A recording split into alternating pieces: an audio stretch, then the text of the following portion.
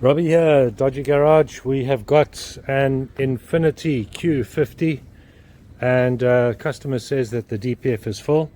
So you put your dongle in there. I've already loaded up the information, and the fault codes that we have here is P246309 and particle filter restriction, and we also have this mass volume airflow current. So those are the two fault codes that we have. It may be that the mass airflow is faulty, and it's then the car switched off the DPF regeneration, or the car's been doing shorter trips, which he says it hasn't been doing, and it's blocked up, and as a result it's given a secondary fault code there. You know, with electronics you never really know where you are. So what I'm going to do is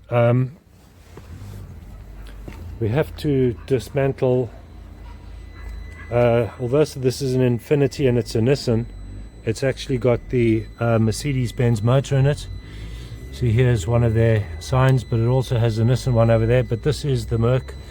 If you're familiar with Mercs, this is the Merc engine. So we've got to take off the ECU, and then the airbox, and then the DPF pressure sensors down there. So let's get on with it. So I'm going to undo this, or open up all of this, and have a look.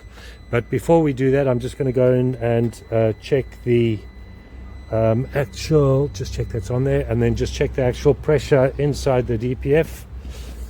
And that we do by going back here, and we go to read data stream.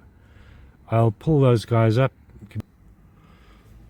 Okay, so I found the differential pressure sensor, millibars. Okay, and at idle we've got 0.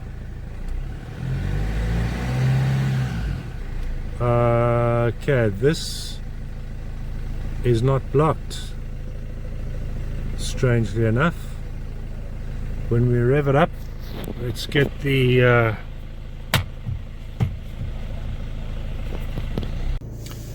okay, in conclusion with that Nissan Infiniti,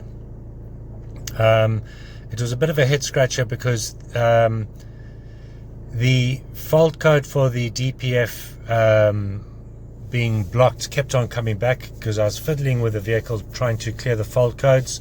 It wasn't at this stage the air mass flow. That was just a sensor. That was just a fault code that came up as a result of the restricted DPF fault.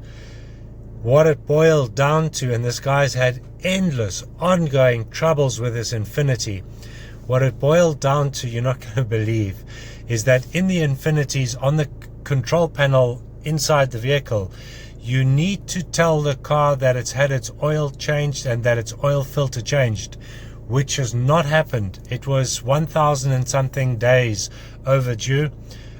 We reset the dates on the vehicle, and poof, just like that, magic, the DPF warning light is gone.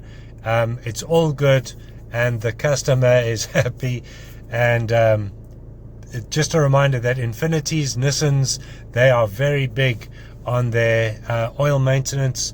So that one's been fixed, that one's been sorted, and I'll see you in the next one.